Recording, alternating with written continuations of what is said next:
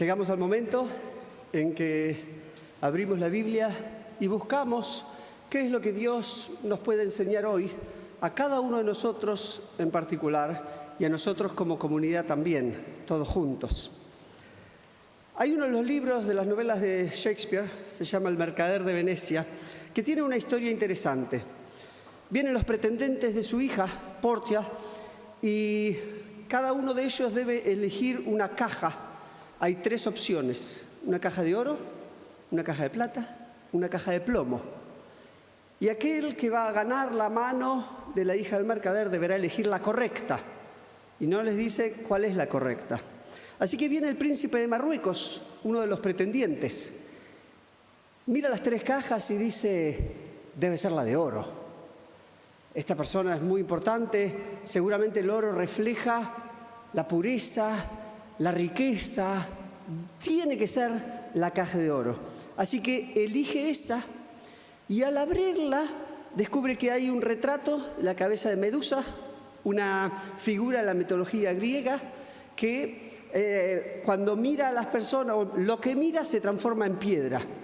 Entonces es un peligro de decir, el que abría eso miraba, tenía el peligro de convertirse en piedra. Pero lo más importante que encontró en la caja era un papelito con una frase que decía: no todo lo que brilla es oro.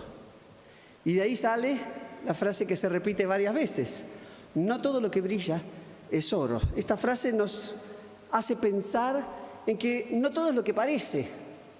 Parece algo, pero no era. Me engañó, me equivoqué yo o la otra persona me engañó. Nos hace pensar, especialmente si hablamos de personas que dicen una cosa, pero después te das cuenta que hacen otra cosa. No es lo que parece. Aparenta algo, pero no es realmente lo que vemos por delante. Jesús usó una palabra muy fuerte para estos casos, especialmente la aplicó a líderes religiosos de la época. Juan el Bautista también les dijo hipócritas. Nos ponemos nerviosos. Hipócritas, en la etimología es actuación, disimulo. La hipocresía es que estoy mostrando algo que no soy. Es una realidad permanente en nuestras redes sociales hoy. ¿Qué hacemos con las redes sociales? Aunque yo casi no pongo nada, pero en general, uno muestra lo que quiere, pero esconde lo que no quiere que otros vean. Y trabajan mucha gente, trabajan horas y horas para que lo que muestran tal vez no refleje del todo la realidad, pero agrade a los demás. Esta realidad de tratar de mostrar algo que tal vez no somos afecta a toda la humanidad. Es algo innato que está dentro nuestro. Tal vez empezó con Adán y Eva, cuando Dios les dijo algo y le dijeron: ok, Dios. Se dieron vuelta y hicieron lo contrario. Y después vino Dios y dijo: ¿pero qué hicieron? Nosotros no hicimos nada. Esa actitud se traspasó de generación en generación a toda la raza humana. Y por eso todos, sin excepción, tenemos una semillita de hipocresía en nuestro corazón. Esto no es un juicio de valor, es una realidad que yo veo de la enseñanza de lo que heredamos de Adán y Eva. ¿Cuál es el problema de esto? Voy a citar a un filósofo profeso ateo en contra de toda religión. Se llama Richard Dawkins. Él es uno de los que escribió un libro, se llama El espejismo de Dios, en inglés, The God Delusion. Esa palabra delusion lo tradujeron como espejismo en español, implica un poquito más, implica como un engaño, como que Dios es un engaño. Y una de las frases fuertes que dice este ateo en su libro es la que voy a contar ahora. Dice: muchos dicen que la religión es necesaria para la moralidad, pero veo creyentes que no son más morales que los ateos y en ocasiones son peores. Esta es una mirada, y creo que como cristianos necesitamos escuchar lo que otros están diciendo de nosotros. No lo dice de los cristianos en particular, sino de los religiosos en general, pero a mí me afecta como cristiano. Lo repito, dice, muchos dicen que la religión es necesaria para la moralidad, pero veo creyentes que no son más morales que los ateos y en ocasiones son peores. Primero debemos decir que esto es una triste realidad, que el cristianismo haya dado razones para que personas digan eso acerca de los religiosos. Por otro lado, veo en esta frase que esta persona atea no entendió el verdadero evangelio. Porque el argumento planteado es que la religión es necesaria para la moralidad y en realidad no es lo que la Biblia enseña en absoluto. Es que Dios es necesario por causa de la inmoralidad. Pero además, creo que el diagnóstico, y tomo a este hombre como símbolo de muchos otros que miran y dicen, los cristianos son todos hipócritas, son todos falsos.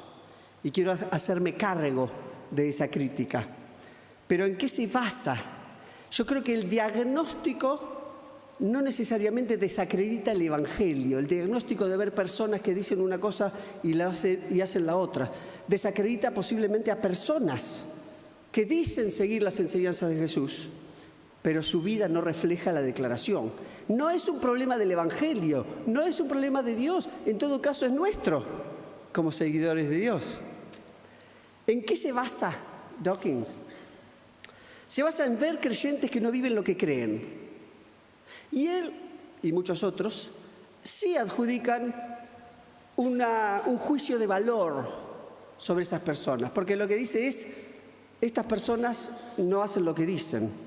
Yo quiero ver en esta enseñanza, en esta reflexión de hoy, que tal vez podemos aceptar que a los cristianos muchas veces nos cuesta vivir lo que creemos. Por eso cada domingo y cada día tal vez tenemos un momento de confesión y arrepentimiento, porque no nos confesamos perfectos, porque sabemos que todavía, aún siguiendo a Jesucristo y aceptando que Jesús murió en la cruz por mí, todavía tengo luchas, tengo momentos de debilidad. Y eso creo que es un reconocimiento propio, no de la inexistencia de Dios, sino de nuestra necesidad de Dios. Ese argumento refuerza que necesitamos a Dios, más que establecer que Dios no existe. Yo creo que no hay cristianos intencionalmente hipócritas. Es una declaración general, puede haber alguno que otro. Pero en general, creo que hay cristianos que nos cuesta vivir lo que proclamamos o que no terminamos de entender lo que el Evangelio nos pide. Y en esto voy a discriminar tres tipos de cristianos. Yo veo una diferencia entre cristianos culturales o cristianos incompletos. Voy a usar una ilustración de un árbol para identificar a cada uno de estos. Y una vez que lo hacemos, sabiendo dónde estamos, vamos a ir a ver qué nos dice Jeremías y Santiago, que son las dos lecturas que hoy leímos. Cristianos culturales, yo lo identifico con el tronco de un árbol. Cristiano cultural le llamo a personas que tienen una religión más bien por herencia. Es como un tronco, un árbol creció ahí y está ahí porque creció ahí. Y lo que nació, como nació, queda. Son cristianos que tal vez siguen una religión porque su familia era de esa religión, o porque su país proclama una religión y dice, bueno, yo soy esto porque nací acá. Su fe o su religión está más identificada con dónde están que con lo que son. Esa fe no tiene raíces ni frutos. No echó raíces en la fe, ni tampoco produce mucho fruto, porque solamente está ahí porque está y no termina de entender bien qué significa su fe. ¿Qué hacemos o qué nos dice la Biblia a los cristianos culturales? Bueno, hay un llamado al arrepentimiento genuino y a encontrarse con Jesús directamente, a conocer por qué soy cristiano. Si somos cristianos es porque reconocemos y aceptamos a Jesús como nuestro Salvador. Digo, también hay cristianos incompletos, que no necesariamente son falsos porque son malos. Incompletos significa que les faltó entender algo del Evangelio. Y a este lo voy a discriminar en dos partes. Cristianos incompletos, por un lado, que son sinceros, pero les falta una parte del Evangelio. Y son aquellos cristianos que se enfocan más en los frutos que en las raíces. Jesús tuvo mucho enfrentamiento con estas personas, que vivían para mostrar algo, pero su fe no tenía raigambre, no tenía firme su conexión con Jesús. Se preocupaban más por lo que mostraban, se preocupaban más por lo que hacían y que se vean buenas obras, pero no estaban anclados en la gracia de Dios. Confiaban más en lo que ellos hacían que en lo que Dios había hecho por ellos. El énfasis estaba en las obras y no en la gracia. Ese enfoque lleva a cristianos moralistas y legalistas, que no solamente se autojuzgan cuando hacen cosas buenas, piensan que son los mejores del mundo, cuando hacen cosas malas se frustran, se deprimen, no confían en la gracia de Dios, pero además son de esos que levantan rapidito el dedo para juzgar a los demás, porque no viven al estándar que ellos mismos se pusieron.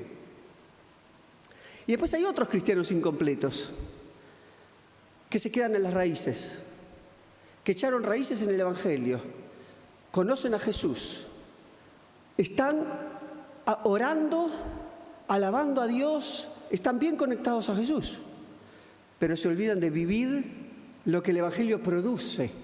Tienen un enfoque más espiritual, pero no necesito hacer obras, no necesito hacer nada, porque yo ya conozco a Jesús, ya está. Es un Evangelio incompleto. La Biblia hoy nos desafía a una fe completa, que tiene raíces fuertemente arraigadas en la relación con Jesús, pero que no se queda bajo tierra, que sale a la superficie, desarrolla un tronco con madurez espiritual y se ocupa también en buenas obras, en que su fe dé buenos frutos. La proposición de esta mañana es que la fe verdadera en un evangelio completo se refleja en una vida en transformación, no solo en buenas intenciones y rituales vacíos. Vamos al texto. Leímos 2 lecturas, una de Jeremías y una de Santiago. Empecemos con Jeremías, capítulo 7, que nos leyó Laura recién. Jeremías es llamado por Dios, y esto lo vemos en el primer capítulo, como profeta a las naciones.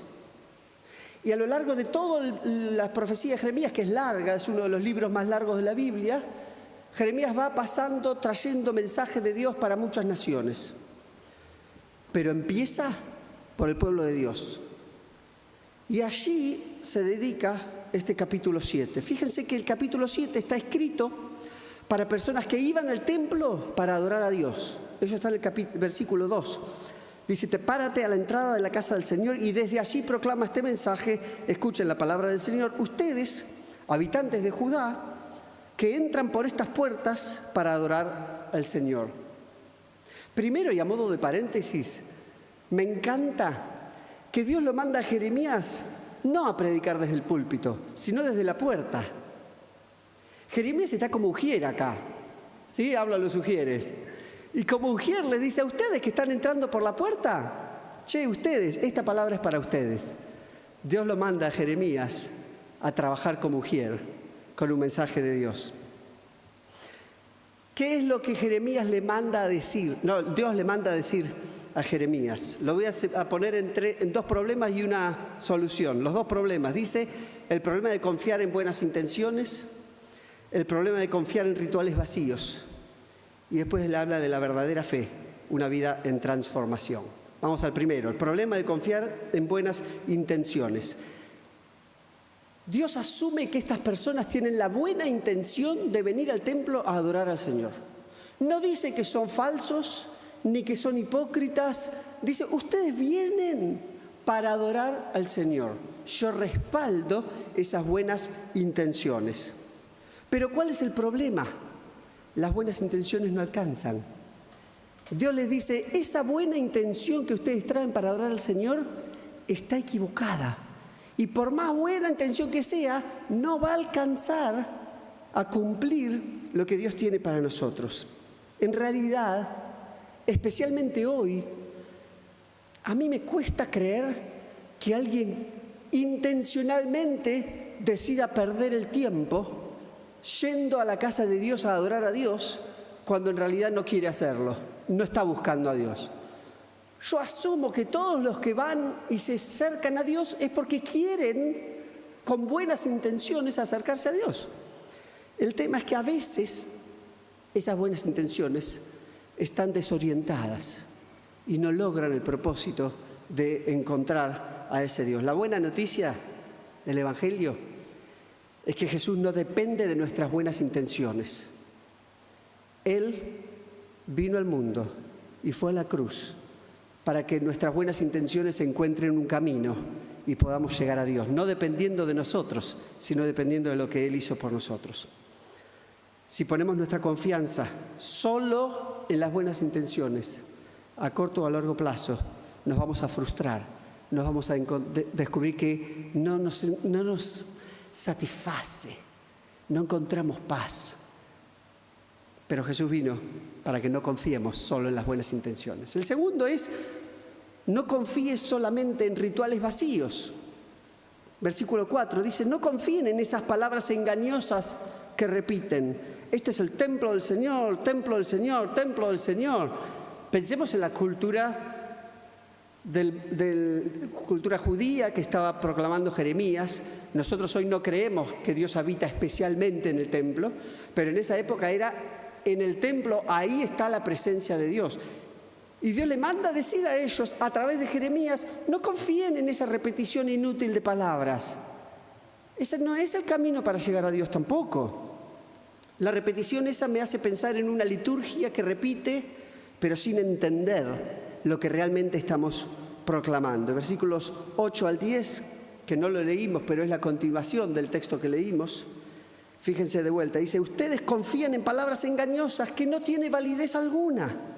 Versículo 9, roban, matan, cometen adulterio, juran en falso, queman incienso a Baal, otro dios. Siguen a otros dioses que jamás conocieron y vienen y se presentan a mí en esta casa que lleva mi nombre y dicen, estamos a salvo, para luego seguir cometiendo todas estas abominaciones. El mensaje de Jeremías es, no vayas al templo pensando que estás a salvo si tu vida no refleja la verdadera búsqueda de Dios. No venimos al templo para engañar a Dios, venimos porque lo necesitamos en nuestra vida, para que Él nos ayude a acomodar nuestra vida a sus enseñanzas. Y tengo un principio para darles. Dice, me escribí esto, más importante que el tamaño de nuestra fe es la certeza y el poder de aquel en quien confiamos. Más importante que el tamaño de nuestra fe es la certeza y el poder de aquel en quien confiamos. Es decir, uno puede tener una gran fe, una gran seguridad de aquello en que estoy confiando. Pero si aquello donde yo pongo mi fe está equivocado, es falso, no importa cuánto creas, se va a caer. Hoy confiamos mucho en el GPS. Y al menos yo. Y salgo y voy a algún lugar y yo lo pongo, porque no sé bien esa zona, no la conozco, y pongo la dirección en el GPS y no miro más el camino. Me dice que doblo, me dice que retrocedo. Confío tanto en el GPS que no pienso más, dejo de pensar y sigo lo que el GPS me dice. ¿Cuál es el problema? Que el GPS puede equivocarse. O yo posiblemente le pongo una dirección equivocada. Hace poco me pasó, teníamos una reunión de Alfa, el ministerio Alfa, con líderes de adolescentes. Y era en una iglesia. Así que yo no miré la invitación. Agarré mi GPS y puse, voy a la iglesia tal. Y empezó a ir. Y alguien me avisa y dice, che, esta iglesia no está donde estaba. Entonces le digo, mira, yo estoy siguiendo el GPS. No, la iglesia se mudó. ¿Qué pasaba? Mi confianza estaba bien. Yo confiaba plenamente en lo que creía. Pero lo que creía estaba mal, estaba equivocado. No iba a llegar a destino. No importa tanto cuán grande es tu fe. Más importa que el objeto de tu fe sea verídico. Esto lo enseña también Jesús con la parábola de la semilla de mostaza. ¿Se acuerdan? Si tenés una fe chiquitita como un grano de mostaza, pero esa fe está puesta en alguien que vale la pena, tranquilo. Dios te va a ayudar a ir creciendo en la fe. Y ese pasaje está cuando los discípulos le piden a Jesús, aumentanos la fe. Pero dice, no te preocupes tanto en aumentar tu fe, preocúpate más en que tu fe esté direccionada en la verdad. Me gusta mucho una historia que leí de Charles Spurgeon. Él era un teólogo que predicaba por muchos lados, pastor, y lo invitaron a predicar en una gran conferencia. Y la persona que lo introducía, lo presentaba, dio todo su currículum. Dijo, este es un gran siervo de Dios y tiene todos esos estudios y ha predicado en tantos lados. ¡Qué honor recibir a este gran siervo de Dios! Y Spurgeon se levanta y dice, yo no soy un gran siervo de Dios. Soy un humilde siervo de un gran Dios. Quizás podemos tomar eso para cada uno de nosotros. Y en vez de presentarnos como yo soy muy creyente, yo soy un gran cristiano, tal vez decir, soy un humilde cristiano, pero sigo a un Dios que no te imaginás, un gran Dios que hace que mi pequeña fe tenga sentido. Jeremías dice, el problema de confiar en las buenas intenciones, no te quedes solamente en que tengo la intención de este año, mi vida va a ir bien. El problema de confiar en rituales vacíos o palabras que no tienen sentido, nosotros buscamos que nuestra vida de fe tenga sentido. El tercer punto es la fe verdadera. Como subtítulo, esta Biblia, que no es parte de la Biblia, dice la religión falsa e inútil. Yo quiero terminar pensando en la religión útil y verdadera. No quedarnos solamente con lo que no es. Vamos a enfocarnos en lo que sí es. Capítulo 7, versículos 5 al 7. Vamos a ver que tenemos que leerlo, pero entender bien lo que dice, porque también podemos caer en otro error. Lo que nos leyó Laura dice, si en verdad enmiendan su conducta y sus acciones, si en verdad practican la justicia con nosotros, si no oprimen al extranjero y al huérfano, si no derraman sangre inocente en este lugar, ni siguen a otros dioses para su propio mal, entonces los dejaré seguir viviendo en este país, en esta tierra. ¿A quién le dice esto? Uno podría preguntarse, entonces lo importante es hacer todo esto. Cuidar al huérfano, atender a la viuda, hacer buenas obras y ya está. Entonces no hace falta fe. Solamente tenemos que hacer buenas acciones y ahí sí, esa es la religión verdadera. Error. Porque estas palabras, Dios le dice a Jeremías que se las predique a los que ya tienen fe. No está diciendo, no te preocupes tanto de la fe, preocúpate más por tus obras, por lo que haces. No, se lo dice a los que ya tienen fe, complementen su fe con estas buenas obras. Y por eso incluimos también a Santiago, porque a lo largo de la historia ha habido mucha confusión del texto de Santiago capítulo 2, donde también necesitamos analizar el contexto. El contexto de Jeremías asume que las personas que escuchan el mensaje ya tienen fe y una búsqueda genuina de Dios. Solamente les dice, no se basen en palabras vacías, no se basen solo en sus buenas intenciones, completen su fe con buenas obras. Si vamos al texto de Santiago, y voy a ver varios versículos, además de los que leímos antes, apóstol Santiago, capítulos 1 y 2 vamos a ver. Acá estamos. En el 1:27 dice, la religión pura y sin mancha, en contraste a la religión falsa e inútil que decía Jeremías, acá Santiago dice, la religión pura y sin mancha delante de Dios nuestro Padre es esta, atender a los huérfanos y a las viudas en sus aflicciones y conservarse limpio de la corrupción del mundo. Fácil. Tenemos que hacer cosas lindas, ocuparnos de los vulnerables y ya está. Eso es la religión. Y hay gente que se ha quedado con eso. Entonces no hace falta una relación con Jesús, hace falta esto. Bueno, eso es porque no entendimos el contexto. ¿A quién le escribe Santiago esta carta? No se la escribe a no cristianos que les dice, no te preocupes de tu fe, solamente ocúpate de estas buenas obras. Le escribe a una iglesia, le escribe a cristianos. Y esto lo demostramos fácilmente. Fíjate, versículo 2, capítulo 1, versículo 2. Dice, hermanos míos, considérense muy dichosos cuando tengan que enfrentarse con pruebas. Le dice, hermanos míos. Versículo, ¿cuál es el siguiente? Versículo 16 también. Mis queridos hermanos, no se engañen. Versículo 19, mis queridos hermanos, tengan presente esto. Capítulo 2, versículo 1, hermanos míos, la fe que tienen en nuestro glorioso Señor Jesucristo no debe lugar al favoritismo. ¿A quién le escribe Santiago? A cristianos que se habían olvidado de poner en práctica su fe. No está diciendo que no tienen fe, está diciendo a su fe le falta algo, le falta que refleje una vida en transformación. Por eso, versículo 26, 1:26 también dice, si alguien se cree religioso, pero no le pone freno a su lengua, se engaña a sí mismo, su religión no sirve para nada.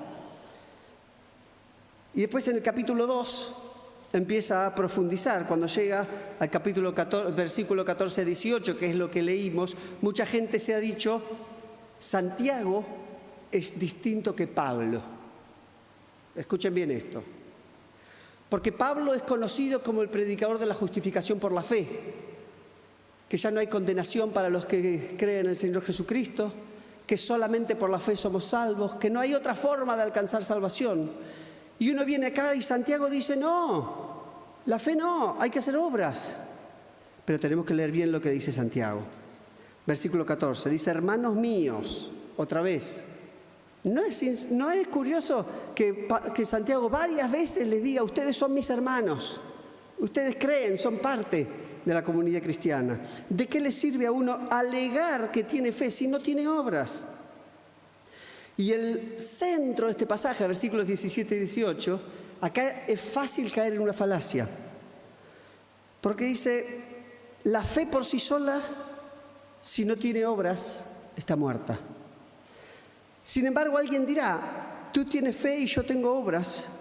Pues bien, muéstrame tu fe sin las obras y yo te mostraré la fe por mis obras. Pensemos lo que no dice el texto. No dice, vos tenés obras y no tenés fe, yo tengo fe y no tengo obras. Hay una dicotomía, pero en las dos está la fe. ¿Fe con obras o fe sin obras? Vuelvo de vuelta. Muéstrame tu fe sin obras, que es un oxímoron, no existe. Una fe sin obras, ¿cómo se la voy a mostrar? Yo te mostraré mi fe con las obras. Este texto nos enseña que aún desde nuestra teología reformada, creyendo firmemente en la justificación por la fe, en que somos salvos solamente por gracia, como un regalo de Dios, las obras tienen un lugar en nuestra vida cristiana. Fíjense lo que dice Calvino acerca de la justificación de la fe. La justificación por la fe rechaza las obras, no para que no se realicen buenas obras o para negar que las que se hacen sean buenas, sino solo para que no confiemos ni nos gloriemos en ellas, ni les atribuyamos la salvación. Nuestra única confianza y motivo de gloria, nuestra ancla de salvación, es que Cristo, el Hijo de Dios, es nuestro y que en Él somos hijos de Dios y herederos del reino celestial, llamados no por nuestro mérito, sino por la bondad de Dios a la esperanza de la bienaventuranza eterna. ¿Por qué hizo falta la reforma? Porque la Iglesia había caído en una religiosidad vacía, que se enfocaba más en lo que hacían que en lo que creían.